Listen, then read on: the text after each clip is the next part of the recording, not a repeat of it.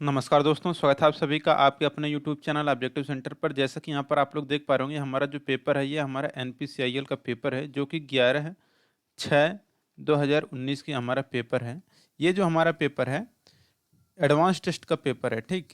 तो जो भी स्टूडेंट ऐसे हैं जो कि बार्क का पेपर देने जा रहे हैं, एनआरबी का हो या फिर एनएफसी का हो, देखिए ये सब जो कुछ भी है ये आपका डिपार्टमेंट ऑफ एटॉमिक एनर्जी के अंतर्गत जो भी आते हैं, सभी का एग्जाम पैटर्न और सिलेबस सेम होता है, चाहे वो एनपीसीआईएल का हो या फिर बार्क का हो या फिर आईजीसीआर का हो या न्यूक्लियर फ्यूल कॉम्प्लेक्स का हो, ठीक। ये तो इस तरह के जो भी पेपर होते हैं सभी के एग्जाम पैटर्न और सिलेबस सेम होते हैं। तो क्या है कि अगर आप लोग इस पेपर को देखेंगे एनपीसीआईएल का, तो आपको एक आइडिया लग जाएगा कि बार्क में किस तरह से पेपर पूछे जाएंगे एडवांस टेस्ट में इलेक्ट्रीशियन ट्रेड में।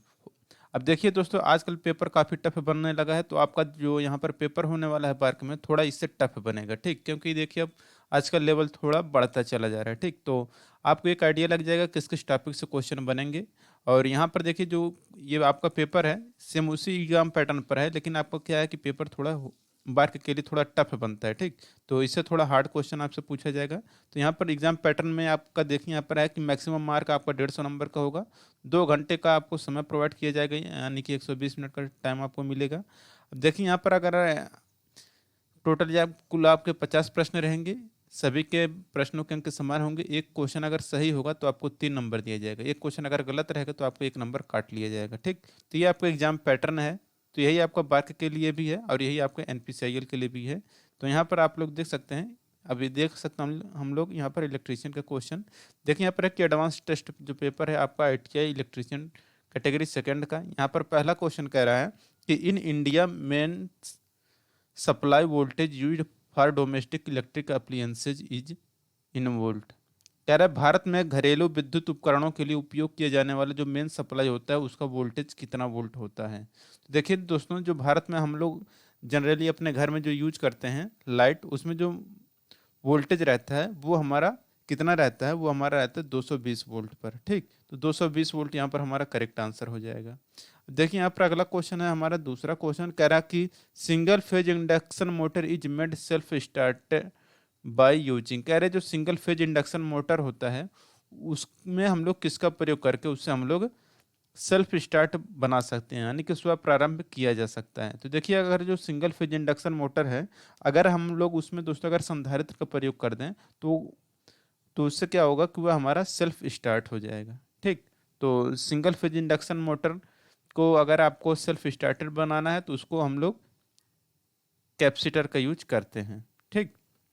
देखिए अगला क्वेश्चन है हमारा तीसरा क्वेश्चन है, कह रहा है which of the following is used for short circuit protection of electrical circuit. कह रहे विद्युत सर्किट के शॉर्ट सर्किट सुरक्षा के लिए निम्न में से किसका उपयोग किया जाता है। ऑप्शन है आपके सामने, रेजिस्टेंस है, ओवरलोड रिले है, कॉन्ट्रैक्टर है और इसके बाद फ्यूज है। तो देखिए विद्युत के शॉर्ट सर्किट होने से बचाने के लिए हम लोग फ्यूज का प्रयोग करते हैं, ये आपको भी पता होगा। तो फ्यूज यहाँ पर हमारा डी आंसर करेक्ट हो जाएगा, तीसरे का डी, कि शॉर्ट सर्किट से बचने के लिए हम लोग फ्यूज का प्रयोग करते हैं, ठीक।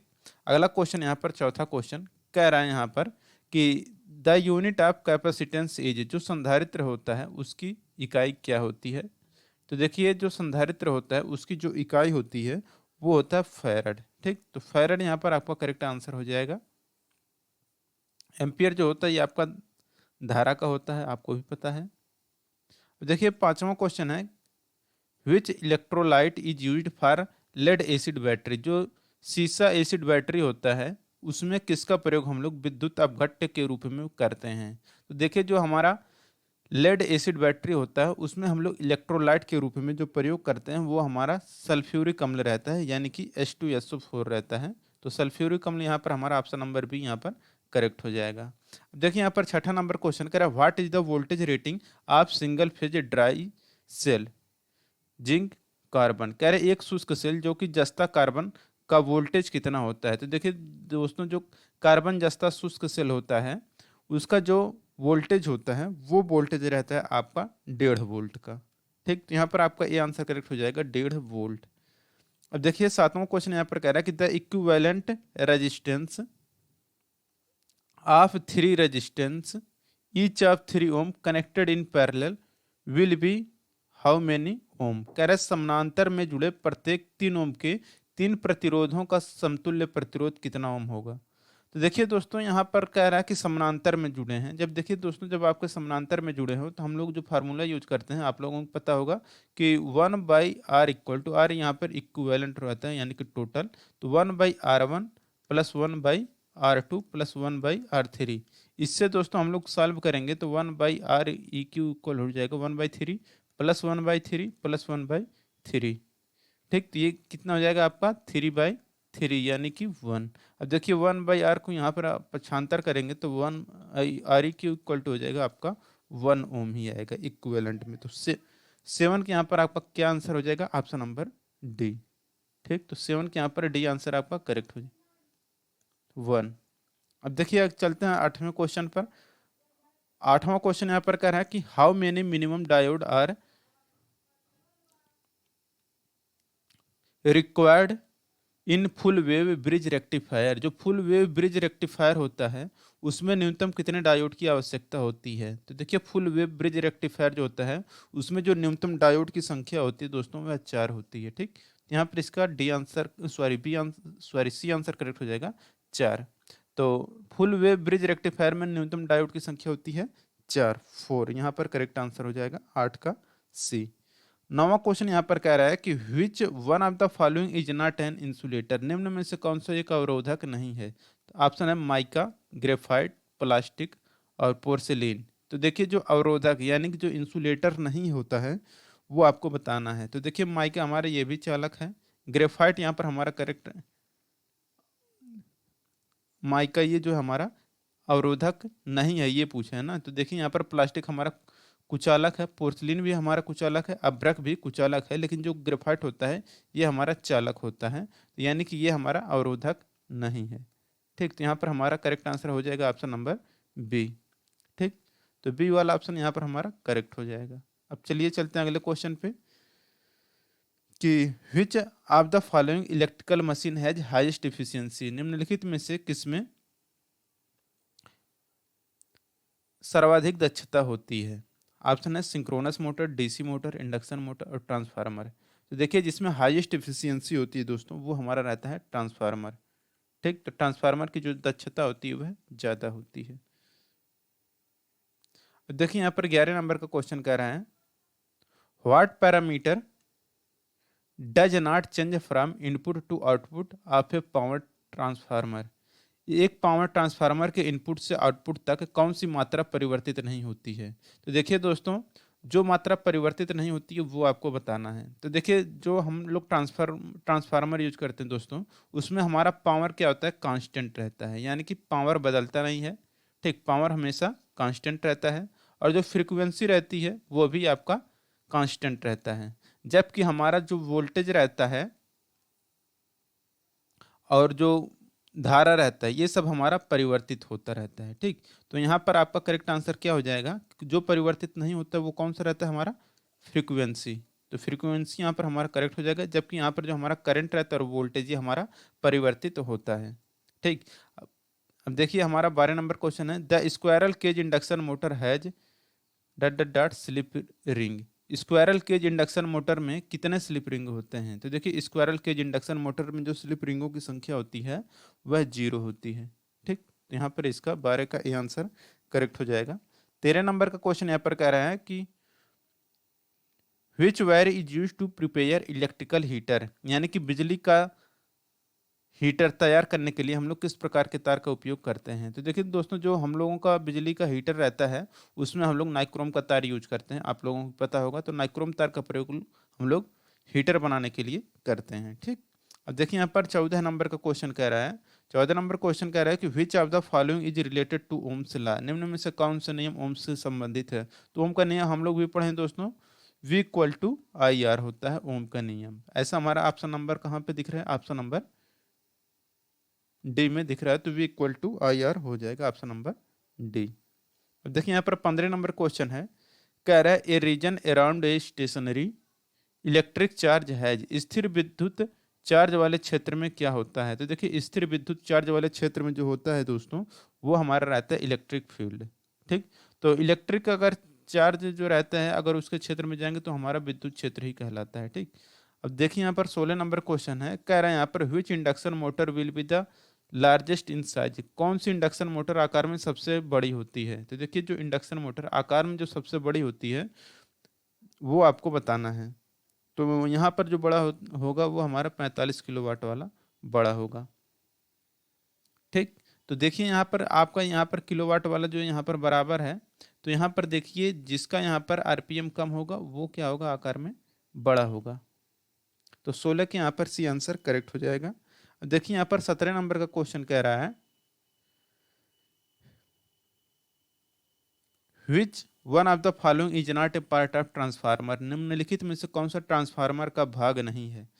ऑप्शन है टैंक, टैंक जो है ट्रांसफार्मर का भाग होता है, और कंजर्वेटर भी हमारा ट्रांसफार्मर का भाग है, रेडिएटर भी ट्रांसफार्मर का भाग है, एक्साइटर ट्रांसफार्मर का भाग नहीं है। ठीक, तो 17 के यहाँ पर डी आंसर करेक्ट हो जाएगा। जो हमारा एक्साइटर है ये हमारा ट्रांसफार्मर का भाग नहीं है। अब देखिए यहाँ पर हमारा अगला क्वेश्चन है 18 नंबर का। 18 नंबर क्वेश्चन कह रहा है कि formula of synchronous speed is equal is in RPM. RPM में सिंक्रोनस गति के लिए फार्मूला क्या होता है। तो देखिए आरपीएम में सिंक्रोनस गति के लिए जो फार्मूला होता है दोस्तों वो रहता है हमारा कि 120 एफ बाई पी। ठीक, तो 120 एफ बाई पी होता है। तो 18 के यहाँ पर बी आंसर करेक्ट हो जाएगा।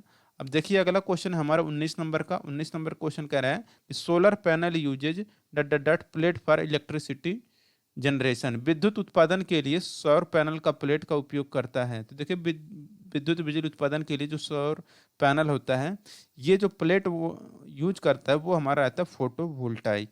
तो 19 का यहाँ पर दोस्तों हमारा सी आंसर करेक्ट हो जाएगा। फोटोवोल्टाइक सेल का प्रयोग करता है सौर पैनल। ठीक, अब देखिए 20 नंबर का क्वेश्चन यहाँ पर कह रहा है कि copper loss is proportional to, जो हमारा कापर लॉस होता है वह किसके समानुपाती होता है। तो देखिए दोस्तों जो हमारा कापर लॉस होता है ये हमारा समानुपाती होता है आई स्क्वायर के। ठीक, तो आई स्क्वायर के समानुपाती होता है। तो 20 के यहाँ पर बी आंसर करेक्ट हो जाएगा। अब यहाँ पर है हमारा 21 नंबर का क्वेश्चन कि capacity of battery expressed in, battery की क्षमता किसमें व्यक्त की जाती है। तो देखिए दोस्तों जो बैटरी की क्षमता होती है इसे हम लोग व्यक्त करते हैं एम्पियर हावर में। तो एम्पियर हावर यहाँ पर हमारा 21 का सी आंसर करेक्ट हो जाएगा, एम्पियर हावर। अब देखिए यहाँ पर है हमारा 22 नंबर का क्वेश्चन। यहाँ पर कह रहा है a switch is always connected in series with, एक स्विच को हमेशा किसके साथ श्रृंखला में जोड़ना चाहिए। तो देखिए जो हमारा स्विच होता है इसको हम लोग श्रृंखला में जो जोड़ते हैं वह हम फेज तार के श्रृंखला में जोड़ते हैं। तो फेज वायर यहाँ पर हमारा करेक्ट आंसर हो जाएगा। ठीक, 23 नंबर का क्वेश्चन है। अब यहाँ पर कह रहा है कि which type of wiring shall be done where mechanical and fire safety is required, जहां यांत्रिक और अग्नि सुरक्षा की आवश्यकता है वहां किस प्रकार की वायरिंग की जाती है। तो देखिए जहां पर यांत्रिक और अग्नि सुरक्षा की आवश्यकता होती है वहां पर जो दोस्तों हम लोग वायरिंग करते हैं वह वायरिंग हमारा रहता है कंड्यूट, यानी कि नलिका वायरिंग वहां पर हम लोग प्रयोग करते हैं। ठीक, तो 23 के यहाँ पर डी आंसर करेक्ट हो जाएगा। अब देखिए 24 नंबर क्वेश्चन है which amount of heat will be generated in a filament of resistance of 2 ohm when 2 ampere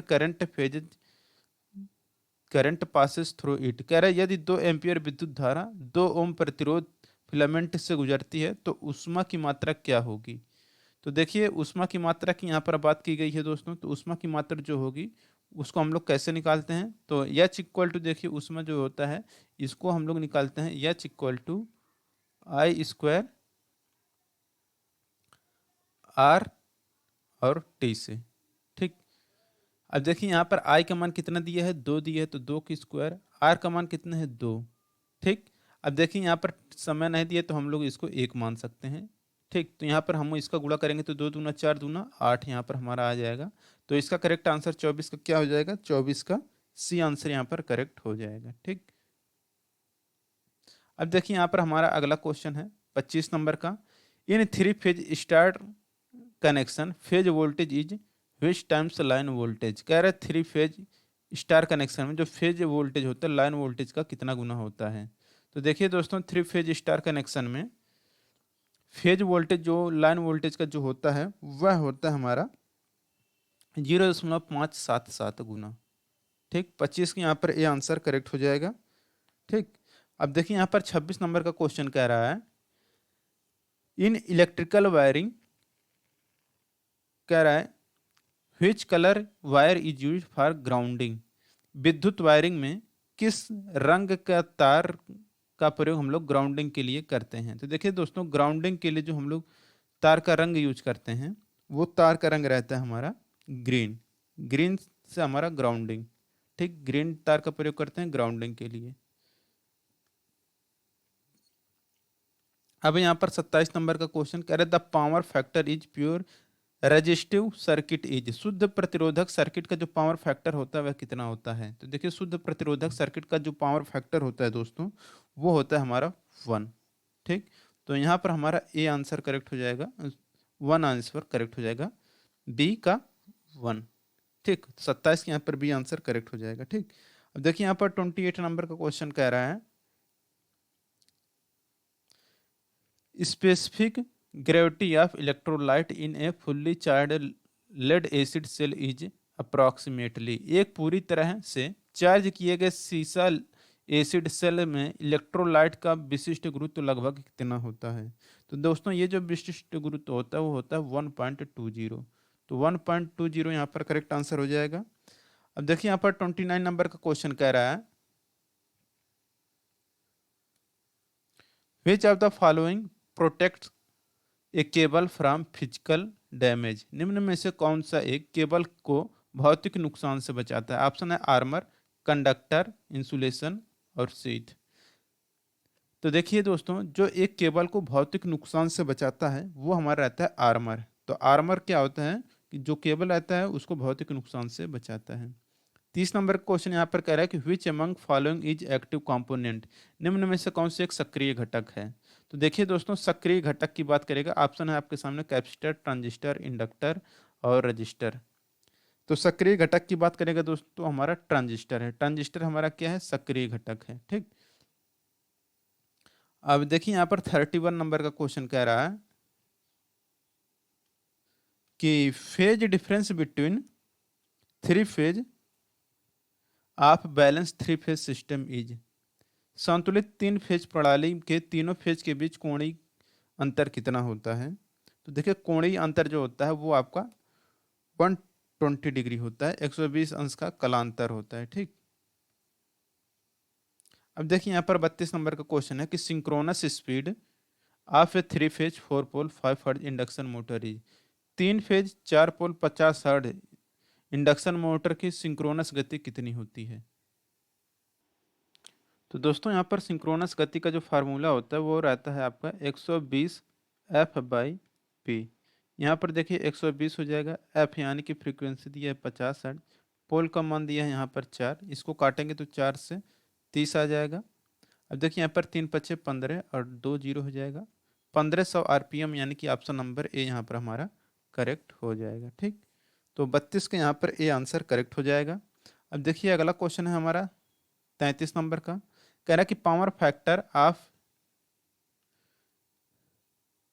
N AC circuit is where theta is phase angle. किसी एसी परिपथ का power factor कितना होगा जहां थीटा फेज कोण है। तो देखिए दोस्तों, ये जो हमारा रहता है ये रहता है हमारा कास थीटा। ठीक, तो कास थीटा यहाँ पर हमारा करेक्ट आंसर हो जाएगा। अगला क्वेश्चन है हमारे यहाँ पर 34 नंबर का, कह रहा है कि limiting temperature of F class insulating material is. F श्रेणी इंसुलेटर का प्रतिबंधक तापमान कितना होता है। तो देखिए एफ श्रेणी इंसुलेटर प्रतिबंधक तापमान जो होता है वो होता है हमारा 155 डिग्री सेल्सियस। तो यहाँ पर दोस्तों हमारा डी आंसर करेक्ट हो जाएगा। अब देखिए यहाँ पर 35 नंबर का क्वेश्चन कह रहा है 1 HP इक्वल टू कितना वाट है। देखिए 1 हार्स पावर का मान कितना होता है वाट में। तो 1 हार्स पावर इक्वल टू होता है 746 वाट के। ठीक, देखिए यहाँ पर 36 नंबर का क्वेश्चन कह रहा है कि when two equal resistor are connected in phase in series equivalent resistance is 8 ohm 8 ohm and when connected in parallel equivalent resistance becomes 2 ohm the value of the each resistor in ohm is. जब दो समान प्रतिरोधों को श्रृंखला में जोड़ा जाता है तो समतुल्य प्रतिरोध 8 ओम होता है, जब उसे समानांतर में जोड़ा जाता है तो समतुल्य प्रतिरोध 2 ओम आता है, तो ओम में प्रत्येक प्रतिरोध का मान क्या होगा। तो देखिए दोस्तों, इसको जब आप लोग सॉल्व करेंगे तो यहाँ पर आप लोग देख सकते हैं, यहाँ पर 2 इक्वेशन बनेगा आपका। जब आप लोग इसे श्रृंखला में जोड़ेंगे तो यहाँ पर आपका कितना आएगा, प्रतिरोध जब जोड़ेंगे तो वो आपका कितना आएगा, श्रृंखला में जब जोड़ेंगे तो 2x आएगा, और जब उससे समतुल्य प्रतिरोध है 2x का मान कितना आएगा, आपका 8 आएगा। देखिए, दो समान प्रतिरोधों को श्रृंखला में जब जोड़ा जाता है तो वो हमारा समतुल्य प्रतिरोध 8 ओम आता है। यानी कि हमारा अगर वो प्रतिरोध समान है तो x और x कितना हो जाएगा, r इसको मानिए, तो 2r इक्वल टू हमारा कितना आएगा, 4 आएगा। ठीक, और तो 4 आ जाएगा हमारा यहाँ पर करेक्ट आंसर। और जब उसे देखिए, अगर आप लोग उसे समानांतर में जब जोड़ेंगे 4 ओम को, तो यहाँ पर देखिए 2 4 गुणे 4 बटे 4 प्लस 4 है। देखिए यहाँ पर आपका 4 चौका 16 बटे 8 हो जाएगा, और देखिए यहाँ पर 2 आपका आ भी जा रहा है। ठीक, तो यानी कि यहाँ पर हमारा क्या हो जाएगा, 4 4 यहाँ पर हमारा करेक्ट आंसर हो जाएगा। तो 36 के यहाँ पर हमारा क्या हो जाएगा, ऑप्शन नंबर डी। तो 36 का डी हो गया। देखिए यहाँ पर हमारा 37 नंबर का क्वेश्चन कह रहा है, 37 नंबर क्वेश्चन में है कि EHV system is generally used for of electricity. EHV प्रणाली का उपयोग हम लोग आमतौर पर बिजली के किस लिए करते हैं। तो ये जो प्रयोग करते हैं दोस्तों, इसका प्रयोग हम लोग करते हैं ट्रांसमिशन यानी कि संचारण के लिए करते हैं। ठीक, अब देखिए यहाँ पर 38 नंबर का क्वेश्चन है, कह रहा है कि positive plate of lead acid cell is made of. सीसा एसिड सेल की धनात्मक प्लेट किससे बनी होती है। तो देखिए, सीसा एसिड सेल की जो धनात्मक प्लेट होती है ये बनी रहती है लेड डाई ऑक्साइड से। तो लेड डाई ऑक्साइड यहाँ पर ऑप्शन नंबर डी करेक्ट हो जाएगा, 38 का डी। ठीक, अब देखिए यहाँ पर हमारा अगला क्वेश्चन है 39 नंबर का। 39 नंबर क्वेश्चन क्या है, for sine wave RMS value is equal to कितना होता है, इनटू मैक्सिमम वैल्यू। तो साइन तरंग के लिए जो वर्ग माध्य मूल मान होता है, तो वर्ग माध्य मूल मान जो होता है वह कितने का यहाँ पर गुणा इनटू अधिकतम मान होता है। तो ये देखिए, ये जो गुणा रहता है ये हमारा 0.707 का रहता है। ठीक, तो यहाँ पर ये हमारा 39 का ये आंसर करेक्ट हो जाएगा।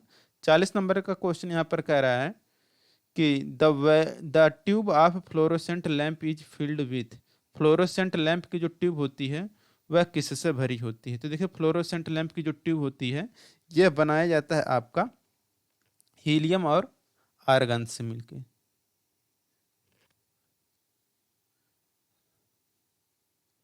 तो यहाँ पर दोस्तों, यहाँ पर हमारा करेक्ट आंसर हो जाए Hg, मरकरी और आर्गन से। ठीक, तो फ्लोरोसेंट लैंप की ट्यूब यहाँ पर देखिए Hg plus air and air हो जाएगा आपका Ar यानी कि आर्गन। अब देखिए यहाँ पर 41 नंबर का क्वेश्चन है कि generally resistance of shunt used in ammeter is of value. आमतौर पर अमीटर में प्रयुक्त शंट के प्रतिरोध का मान कितना होता है। तो ये जो प्रतिरोध का मान होता है वो रहता है वेरी लो। ठीक, तो वेरी लो यहाँ पर आपका करेक्ट आंसर हो जाएगा। 42 नंबर क्वेश्चन है कि capacity of transformer is generally expressed in. Transformer की क्षमता आमतौर पर किस में व्यक्त की जाती है। तो देखिए, बैटरी ट्रांसफार्मर की जो क्षमता होती है इसे हम लोग व्यक्त करते हैं दोस्तों मेगा वोल्ट एम्पियर में। तो 42 का यहाँ पर सी आंसर करेक्ट हो जाएगा। 43 नंबर का क्वेश्चन यहाँ पर कह रहा है what is used for controlling the temperature of electric iron. वैद्युत इस्त्री के तापमान को नियंत्रित करने के लिए किसका उपयोग किया जाता है। तो देखिए दोस्तों कि वैद्युत इस्त्री के तापमान को नियंत्रित करने के लिए हम लोग जो यूज करते हैं वो हमारा रहता है थर्मोस्टेट। तो थर्मोस्टेट यहाँ पर करेक्ट आंसर हो जाएगा। अब अगला क्वेश्चन है हमारे यहाँ पर 44 नंबर का। 44 नंबर के क्वेश्चन में कह रहा है कि which type conductor is used for commercial transmission line. यानी कि व्यावसायिक ट्रांसमिशन लाइन में हम लोग किस प्रकार के कंडक्टर का इस्तेमाल करते हैं। तो देखिए, जो हम लोग कमर्शियल ट्रांसमिशन लाइन में हम लोग जो कंडक्टर यूज करते हैं वो कंडक्टर रहता है हमारा एल्युमिनियम का। ठीक, 45 नंबर का क्वेश्चन यहाँ पर कह रहा है कि slip of the induction motor eight stand still is. स्थिर अवस्था में इंडक्शन मोटर की जो स्लिप होती है वह कितनी होती है। तो देखिए, स्थिर अवस्था में इंडक्शन मोटर की जो स्लिप होती है वह स्लिप रहता है 1। अब अगला क्वेश्चन यहाँ पर कह रहा है कि multimeter is use to measure. Multimeter का प्रयोग हम लोग किसको मापने के लिए करते हैं? तो देखिए मल्टीमीटर की सहायता से दोस्तों हम लोग वोल्टेज भी माप सकते हैं, करंट भी माप सकते हैं, रेजिस्टेंस भी माप सकते हैं। तो यहाँ पर हमारा करेक्ट आंसर हो जाएगा option number D, all of these. अब देखिए यहाँ पर 47 नंबर क्वेश्चन है कि यहाँ पर कह रहा है कि एक 1500 वाट स्प्लिट एयर कंडीशनर एक दिन में 12 घंटे संचालित होता है, एक महीने में कितनी विद्युत इकाइयों की खपत होगी एक महीने में 30 दिन मानते हुए। ठीक,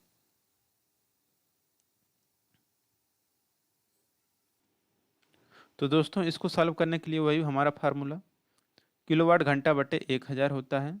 तो इसी का हम लोग फार्मूला का यूज करेंगे। तो देखिए यहाँ पर देखिए 1500 हो जाएगा, गुणे 12 हो जाएगा, गुणे 30 हो जाएगा, बटे 1000 हो जाएगा। इसको जब हम लोग सॉल्व करेंगे तो देखिए यहाँ से ये हमारा 3 से 3 जीरो कट जाएगा। अब इसको हम लोग गुणा करेंगे तो 15 गुणे 12 36, यानी कि यहाँ पर देख सकते हैं। तो इसका हम लोग 15 छक्का 90, जीरो हो गया, बचा 9, अब 15 3 45, अब 45 9 54, यानी कि 540, यानी कि 47 का यहाँ पर हमारा करेक्ट आंसर क्या हो जाएगा? सी। ठीक, और देखिए यहाँ पर 48 नंबर का क्वेश्चन है कि commutator is part of. Commutator किसका हिस्सा होता है? तो देखिए दोस्तों जो कम्यूटेटर होता है ये हिस्सा होता है डीसी मोटर का। ठीक, यहाँ पर डीसी मोटर यहाँ पर हमारा करेक्ट आंसर हो जाएगा। अब हमारा 49 नंबर का क्वेश्चन कह रहा है which of the following material has highest dielectric strength. निम्न में से किस पदार्थ में उच्चतम प्रवैद्युत क्षमता होती है? तो देखिए जिस पदार्थ में उच्चतम प्रवैद्युत क्षमता होती है वो हमारा रहता है SF6 गैस। तो SF6 गैस यहाँ पर करेक्ट आंसर हो जाएगा। अब देखिए यहाँ पर 50 नंबर क्वेश्चन के CT is use for measuring. CT का उपयोग किसको मापने के लिए करते हैं? तो देखिए दोस्तों CT का उपयोग हम लोग करते हैं करंट यानी कि धारा को मापने के लिए करते हैं। तो यहाँ पर इसका सी आंसर करेक्ट हो जाएगा। तो दोस्तों ये हमारा NPCIL का पेपर था जो कि हमारा 11/6/2019 को ये पेपर हुआ था। और सेम इसी एग्जाम पैटर्न पर दोस्तों बार्क का भी पेपर आएगा, लेकिन इस बार आपका थोड़ा पेपर टफ बन रहा है बार्क का, तो आपका पेपर थोड़ा हार्ड आएगा इससे, लेकिन एग्जाम पैटर्न आपका सेम यही रहेगा। तो हमें आशा कि आप लोगों को आइडिया लग गया होगा कि बार्क में किस तरह से क्वेश्चन पूछे जाएंगे। तो वीडियो अगर अच्छा लगा हो तो वीडियो को लाइक करिए, अपने दोस्तों के साथ शेयर करिए। मिलेंगे नेक्स्ट वीडियो में। Thank you.